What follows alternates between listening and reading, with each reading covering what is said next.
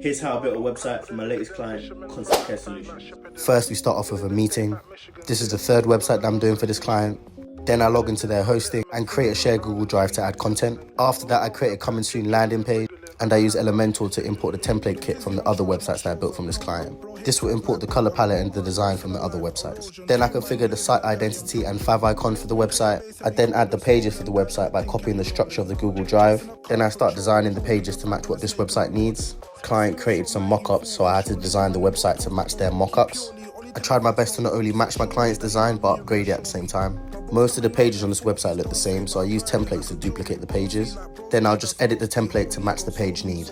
After that, I had a design meeting with the client. After getting some feedback, I implemented the changes. Next, it was time to add the content to each of the pages that I've just finished designing. This was the boring part, as I was just doing copy and pasting. Then I started building the FAQ page, designed it to match the client's brand. This is what it looked like in the end. Then it was time to build the blog page. I added a blog carousel and added some custom CSS, along with categories to be able to build the blog page, as you can see.